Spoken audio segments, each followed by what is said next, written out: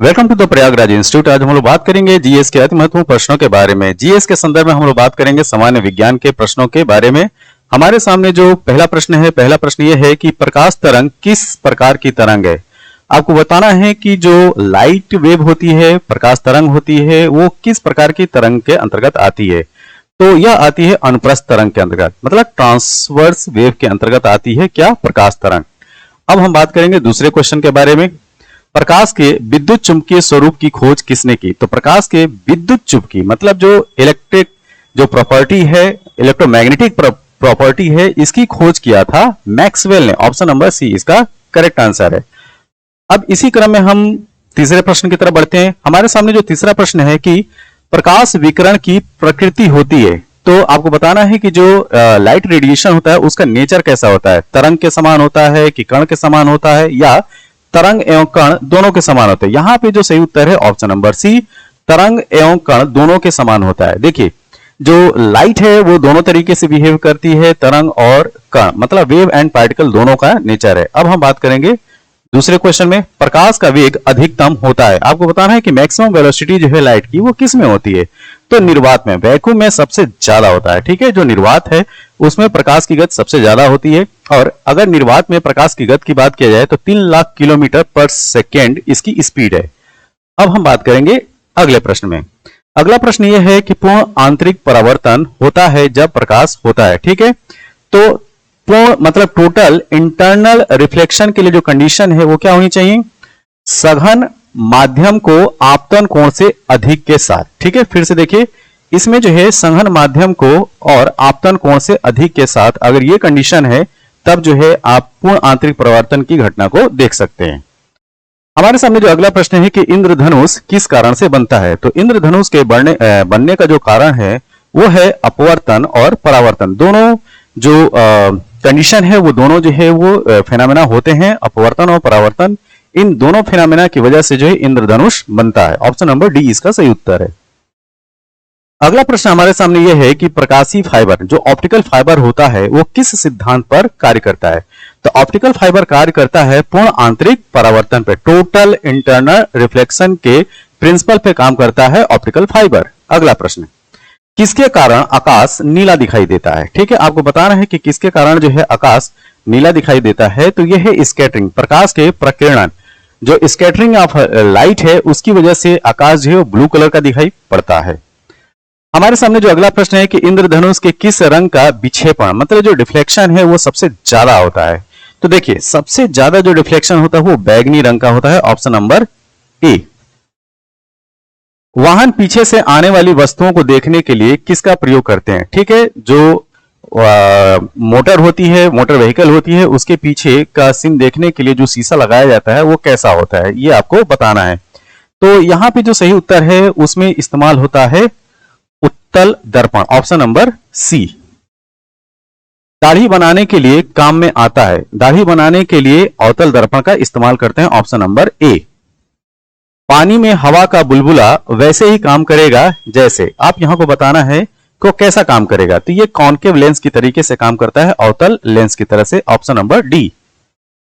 Prism में प्रकाश के विभिन्न रंगों का विभाजन कहलाता है। तो प्रिज्म में जो प्रकाश जो है वो अपने 7 रंगों में विभक्त हो जाता है और यह परिघटना क्या कहलाती है, तो ये कहलाता है प्रकाश का वर्ण विक्षेपण। ठीक है, तो प्रकाश का वर्ण विक्षेपण है क्या, प्रिज्म में प्रकाश का अपने 7 रंगों में टूट जाना ही जो है प्रकाश का वर्ण विक्षेपण कहलाता है। मतलब कि प्रकाश में 7 रंग होते हैं, आप लोग को पता होना चाहिए, जिसको आप बैनिया पिनाला के नाम से जानते हैं। ठीक है, अगला प्रश्न यह है कि निम्नलिखित में से किस में उच्चतम ऊर्जा होती है, सबसे हाई एनर्जी किस में होती है। तो देखिए सबसे हाई एनर्जी जो है वो ब्लू लाइट में होती है, नीले रंग में, और सबसे कम जो होती है वो लाल प्रकाश में होती है। जो ऊर्जा का संबंध जो होता है वो आवृत्ति से होता है। ठीक है, आवृत्ति के डायरेक्ट जो है अनुक्रमानुपाती होती है, प्रोपोर्शनल होती है। ठीक, और जैसा कि हम जानते हैं कि जो नीला प्रकाश है उसकी आवृत्ति सबसे ज्यादा होती है और लाल प्रकाश की आवृत्ति सबसे कम होती है। तो यहाँ पे दिए गए ऑप्शन में जो हमारा जो सही उत्तर है कि उच्चतम ऊर्जा किस में होगी, नीला प्रकाश में। इनमें से किस कारण से तारे टिमटिमाते हुए प्रतीत होते हैं। जैसा कि रात में हम लोग देखते हैं कि तारे जो है वो टिमटिमाते हैं, तो इसका जो कारण है वो है अपवर्तन। ठीक, अपवर्तन के कारण जो है तारे टिमटिमाते हैं। अगला प्रश्न, कैमरे में किस प्रकार का लेंस उपयोग होता है? जो कैमरा हम लोग यूज करते हैं उसमें किस तरीके का लेंस होता है? तो उसमें जो लेंस यूज होता है वो उत्तल लेंस होता है। अगला प्रश्न, उम्र बढ़ने के साथ साथ निकट और दूर की वस्तुओं को फोकस करने में आंख की योग्यता में कमी क्या कहलाती है? ठीक है, तो ये कहलाएगा प्रेस बायोपिया। क्या कहलाएगा? प्रेस बायोपिया। तो ये टर्म मतलब बहुत अच्छे तरह से याद रखिए कि प्रेस बायोपिया है क्या। तो यह वह कंडीशन है जब उम्र बढ़ती है तो उसमें निकट और दूर की वस्तुओं को फोकस करने के लिए जो है, एडजस्ट करने के लिए हमारी आंख जो धीरे धीरे जो है अक्षम होने लगती है, तो इसको बोलते हैं presbyopia. Option number A. हमारे सामने जो अगला प्रश्न है कि इनमें से कौन कौन 3 प्राथमिक रंग है? ठीक है, तो आपको जो प्राइमरी कलर का नाम बताना है। तो प्राइमरी कलर के अंतर्गत आता है नीला, लाल और हरा। ठीक है, तो ब्लू, रेड एंड ग्रीन। तो BGR इस तरीके से याद रखिएगा, ये प्राइमरी कलर कहलाते हैं। हमारे सामने जो अगला प्रश्न है कि नेत्रदान में दाता की आंख के किस हिस्से का प्रतिरोपित किया जाता है? तो इसमें जो यूज होता है वो है कॉर्निया। ठीक है, नेत्रदान में कॉर्निया का जो है वो ट्रांसफर होता है। ठीक है, इसका प्रत्यारोपण होता है। ऑप्शन नंबर ए। यदि कोई व्यक्ति दूर की वस्तुओं को स्पष्ट नहीं देख सकता है, ठीक है, यहां पे बात की जा रही है कि दूर की वस्तुओं को वो नहीं देख सकता है, तो उसकी दृष्टि में कौन सा दोष है? तो उसकी दृष्टि में दोष है निकट दृष्टि दोष। ठीक है, ये थोड़ा सा उल्टा सा समझ में आता है कि आप दूर की वस्तुओं को क्या करते हैं? स्पष्ट नहीं देख पाते हैं, और पास की वस्तुओं को स्पष्ट देख पाते हैं, तो इसको कहते हैं निकट दृष्टि दोष। और अगर आप जो है पास की वस्तुओं को जो है सही से नहीं देख पाते और दूर की वस्तुओं को स्पष्ट देख पाते हैं, ये कहलाता है दूर दृष्टि दोष। तो थोड़ा इसको ध्यान में रखिएगा। अगला प्रश्न ये है कि निकट दृष्टि दोष से पीड़ित व्यक्ति के चश्मे में किस लेंस का प्रयोग किया जाता है? ठीक है, तो जो निकट दृष्टि दोष से ग्रसित है उसको आप अवतल लेंस लगाने की सलाह देंगे। ठीक है, दूरदृष्टि दोष से पीड़ित व्यक्ति के चश्मे में कौन सा लेंस प्रयोग किया जाता है? तो जो दूरदृष्टि से ग्रसित है उनके लिए आप उत्तल लेंस, कॉन्वेक्स लेंस बोलेंगे। वर्णांधता, ठीक है, जो कलर ब्लाइंडनेस है को किस लेंस के इस्तेमाल करके दूर किया जा सकता है? ठीक है, तो देखिए वर्णांधता जो है वो हेरिडिटरी डिजीज है। वर्णांधता को लेंस से जो आप दूर नहीं कर सकते। और वर्णांधता में होता क्या है, व्यक्ति के अंदर जो है वो लाल और हरे रंग में विभेद करने की क्षमता खत्म हो जाती है। तो इनमें से इसका जो उत्तर होगा ऑप्शन नंबर डी, इनमें से कोई नहीं। अगला प्रश्न हमारे सामने ये है कि दूरबीन का आविष्कार किसने किया था? तो दूरबीन के आविष्कार का श्रेय जाता है गैलीलियो को। ऑप्शन नंबर ए। सोडियम वाष्प लैंप प्रायः सड़क प्रकाश के लिए प्रयुक्त होते हैं क्योंकि, ठीक है, इनका प्रकाश एक वर्णी होता है। ये क्योंकि मोनोक्रोमेटिक लाइट होते हैं, एक वर्णी ही थे, केवल एक रंग होता है और पानी की बूंदों से गुजरने पर विभक्त नहीं होता है। ठीक है, तो अगर मोनोक्रोमेटिक है, ठीक, सिंगल कलर है, तो इसमें जो है डिवीजन होने का, विभक्त होने की कोई चांस नहीं है। तो इस वजह से सोडियम वाष्प लैंप में जो इसलिए प्रयुक्त किया जाता है क्योंकि यह एक प्रकाश एक वर्णी है और पानी की बूंदों से गुजरने पर यह विभक्त नहीं होता है। अगला प्रश्न, पदार्थ के परमाणविक सिद्धांत सर्वप्रथम किसने दिया था? जो एटॉमिक थ्योरी है उसको देने का श्रेय किसको जाता है? तो ये है mister John Dalton. Option number B इसका सही उत्तर है। निम्नलिखित में से कौन सा एक अस्थायी और आवेश रहित कण है? तो यहाँ पे जो अस्थायी और आवेश रहित जिसपे चार्ज नहीं होता है, न्यूट्रल होता है, वो है न्यूट्रॉन। ठीक है, जबकि ऊपर के जो ऑप्शन है इलेक्ट्रॉन पे जो है नेगेटिव चार्ज होता है, प्रोटॉन पे पॉजिटिव चार्ज होता है और न्यूट्रॉन जो होता है जो कि न्यूक्लियस में पाया जाना है, इस पे जो चार्ज होता है वो न्यूट्रल होता है, मतलब कोई चार्ज नहीं होता है। इलेक्ट्रॉन की खोज किसने की थी? तो इलेक्ट्रॉन की खोज का श्रेय जाता है जे थॉम्पसन को। ऑप्शन नंबर ए।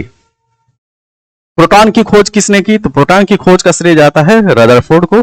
ठीक है, रदरफोर्ड को। ऑप्शन नंबर ए। जेम्स चैडविक ने निम्न में से किसकी खोज की? तो जेम्स चैडविक ने न्यूट्रॉन की खोज की थी। ऑप्शन नंबर सी। न्यूट्रिनो, यहां पे न्यूट्रिनो है ना कि न्यूट्रॉन है। ठीक है, न्यूट्रॉन की खोज है चैडविक ने की, यहां पे न्यूट्रिनो पूछा जा रहा है। न्यूट्रिनो की खोज का श्रेय जाता है पाउली को। किसको? पाउली। Option number B. हमारे सामने जो अगला प्रश्न है कि मेसान के खोजकर्ता कौन है? तो मेसान के खोजकर्ता है युकावा। ठीक है, मेसान के खोजकर्ता का नाम है युकावा।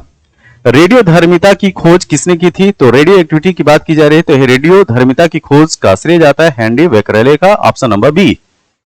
रेडियो धर्मिता की यूनिट क्या है? आपको बताना है कि जो रेडियो एक्टिविटी है उसको किसमें मापते हैं। तो इसकी मापने की जो यूनिट है क्यूरी। ठीक है, और ये जो क्यूरी जो टर्म आया है वो मैडम क्यूरी के नाम से क्यूरी आया है। ठीक है, जिनको नोबेल प्राइज भी मिला था। रेडियो धर्मिता तत्व किसका उत्सर्जन करती है? तो देखिए, जो रेडियो जो रेडियो एक्टिव जो सब्सटेंसेस होते हैं, पदार्थ होते हैं, वो अपने अंदर से अल्फा, बीटा और गामा विकिरणों का उत्सर्जन करते हैं। अगला प्रश्न, रेडियो कार्बन डेटिंग, देखिए रेडियो कार्बन डेटिंग से किसके आयु का निर्धारण होता है? तो इससे जो फॉसिल्स होते हैं, जो जीवाश्म होते हैं, उसके वायु का निर्धारण करते हैं। ठीक है, तो आयु का निर्धारण रेडियो कार्बन डेटिंग से किसकी की जाती है? जीवाश्मों की, फॉसिल्स की। अगर आपको पृथ्वी की आयु का आकलन करना हो तो आप उसके लिए क्या इस्तेमाल करेंगे? इसके लिए यूज होता है यूरेनियम डेटिंग। ठीक है, तो फॉसिल्स, कोई फॉसिल से उसकी अगर आयु की एज पता करना हो तो उसके लिए आप कार्बन रेडियो डेटिंग आप इस्तेमाल करेंगे, और अगर आपको पृथ्वी की आयु या चट्टानों की आयु का पता करना हो तो इसके लिए आप यूरेनियम डेटिंग मेथड अपनाएंगे। परमाणु बम, परमाणु बम का आविष्कार किसने किया था? तो परमाणु बम के आविष्कार, जो एटॉमिक बम है, उसके आविष्कार के जनक हैं Otto Hahn. Option number C. निम्न में से कौन सा सौर ऊर्जा का स्रोत है? आपको सोलर एनर्जी का सोर्स बताना है, तो दिए गए ऑप्शन में सौर ऊर्जा का जो स्रोत है वो नाभिकीय संलयन है। ठीक है, क्या? Nuclear fusion. ठीक है, संलयन। नाभिकीय संयंत्रों में ग्रेफाइट, ठीक है, जो न्यूक्लियर रिएक्टर होते हैं उसमें ग्रेफाइट का यूज होता है। तो ग्रेफाइट जो हम यूज करते हैं वो किस वजह से, किसके लिए यूज करते हैं? तो वो जो है वो विमंदक की तरीके से काम करता है। ठीक है, वो मंदक मतलब कि जो न्यूट्रॉन होते हैं उनकी स्पीड को स्लो डाउन करता है। ठीक है, तो ऑप्शन नंबर सी इसका जो है वो सही उत्तर है। न्यूक्लियर रिएक्टरों में विमंदक और प्रशीतक दोनों की तरह क्या प्रयुक्त होता है? यहां पे जो है देखिए, विमंदक मतलब कि मॉडरेटर और प्रशीतक जो है वो दोनों की बात की जा रही है। तो दोनों के लिए जो उपयोग होता है वो होता है हेवी वाटर। जो भारी जल है, भारी जल मतलब D2O, इसका इस्तेमाल जो है विमंदक और प्रशीतक दोनों के रूप में किया जाता है न्यूक्लियर रिएक्टर में। हाइड्रोजन बम किस सिद्धांत पर काम करता है? तो हाइड्रोजन बम जो है अनियंत्रित संलयन अभिक्रिया है। ठीक है, अनकंट्रोल्ड फ्यूजन रिएक्शन है क्या? हाइड्रोजन बम का काम करना। निम्न रेडियो तत्वों में किसका उपयोग मनुष्य के शरीर में रक्त प्रवाह की गति के मापने के लिए किया जाता है? ये बहुत ही इंपॉर्टेंट क्वेश्चन है। ठीक है, यहां पे बात की जा रही है कि जो ह्यूमन बॉडी है उसमें जो ब्लड का फ्लो है उसकी स्पीड को मापने के लिए आप क्या इस्तेमाल करते हैं? इसमें इस्तेमाल होता है रेडियो सोडियम। ठीक है, तो जो सोडियम का आइसोटोप है जो रेडियो एक्टिविटी शो करता है उसका इस्तेमाल किया जाता है किसका? मनुष्य के शरीर में रक्त प्रवाह की गति को मापने के लिए। किसी परमाणु के नाभिक का आइसोटोप वह नाभिक है जिसमें, ठीक है, आपको आइसोटोप की यहाँ पे डेफिनेशन बतानी है। तो देखिए, आइसोटोप वह कहलाते हैं जहां पे प्रोटॉनों की संख्या तो वही होती है परंतु न्यूट्रॉनों की संख्या क्या हो? भिन्न हो, वो क्या कहलाएंगे? आइसोटोप। या दूसरी भाषा में ये भी कह सकते हैं कि जिनके परमाणु क्रमांक समान हो, ठीक, वो क्या कहलाएंगे? आइसोटोप। हाइड्रोजन के समस्थानिक, ठीक है, यहां पे आइसोटोप की ही बात की जा रही है। तो हाइड्रोजन के कितने आइसोटोप होते हैं? तो हाइड्रोजन के जो टोटल आइसोटोप होते हैं वो होते हैं 3। तो 3 ये कौन कौन है? प्रोटियम है, ड्यूटेरियम है, ट्राइटियम है। ये 3 का नाम याद रखिएगा। हमारे सामने जो अगला प्रश्न है कि वैसे नाभिक जिनमें न्यूट्रॉनों की संख्या समान हो परंतु प्रोटॉनों की संख्या भिन्न हो कहलाते हैं। तो ये कहलाते हैं सम न्यूट्रॉनिक, जिसमें न्यूट्रॉन क्या हो? समान हो, ठीक, और प्रोटॉनों की संख्या क्या हो? अलग हो। तो ये कहलाएंगे सम न्यूट्रॉनिक, आइसो न्यूट्रॉनिक कहलाएंगे। Option number D. आगे का प्रश्न यह है कि कोबाल्ट 60 का प्रयोग आमतौर पर विकिरण चिकित्सा, ठीक है, रेडियोथेरेपी तथा कैंसर जैसे रोगों में होता है क्योंकि यह उत्सर्जित करता है। तो जो कोबाल्ट 60 है वो क्या उत्सर्जित करता है? तो ये उत्सर्जित करता है गामा रे। ऑप्शन नंबर सी, गामा किरणें। कौन सी धातु विद्युत की कुचालक है? आपको उस मेटल का नाम बताना है कि जो इलेक्ट्रिसिटी का कंडक्टर नहीं, इंसुलेटर है, ठीक है, जो कुचालक है। तो दिए गए ऑप्शन में जो लेड है वो विद्युत का कुचालक है, बाकी तीनों जो है वो विद्युत के सुचालक में आते हैं। इनमें से किसे पदार्थ की चतुर्थ अवस्था भी कहते हैं? आपको बताना है कि इसमें से, जैसे हम लोग जानते हैं कि पदार्थ की 3 अवस्था होती है, ठोस, द्रव और गैस। जो चौथी अवस्था होती है उसको बोलते हैं प्लाज्मा। प्लाज्मा स्टेट जो है वो 4th स्टेट है किसी भी मैटर का। अदरवाइज जो मैटर होता है वो 3 स्टेज में पाया जाता है, ठोस मतलब सॉलिड, गैस एंड लिक्विड। आगे का प्रश्न ये है कि रासायनिक दृष्टि से हीरा क्या है? आपको बताना है कि केमिकली हीरा है क्या। तो अगर हम जो है अगर हीरा की बात करें तो हीरा क्या है? एक एलिमेंट है, तत्व है। मतलब अगर हीरा हो गया, कोयला हो गया, फ्लोरीन हो गया, मतलब कि ब्लस्टन फ्लोरीन हो गया, ये है क्या? ये है कार्बन के अपर रूप। ठीक है। तो कार्बन के जो एलोट्रॉप है वो उसके अंतर्गत हीरा आता है, डायमंड आता है। तो जो हीरा है, जो डायमंड है, वो पूरी तरीके से किससे बना होता है? कार्बन से बना होता है। तो हीरा रासायनिक दृष्टि से क्या हुआ? एक एलिमेंट हुआ, तत्व हुआ। ठीक है, तो इस चीज को आप ध्यान में रखिएगा। ओके, यह वीडियो आपको कैसा लगा? जैसा भी लगा हो, आप अपने सुझाव जो है कमेंट बॉक्स में जरूर दें। ऐसे अच्छे वीडियो के लिए हम प्रयास करते रहेंगे। आपका सुझाव जो है हमारे लिए काफी बहुमूल्य है। तब तक के लिए थैंक यू, धन्यवाद।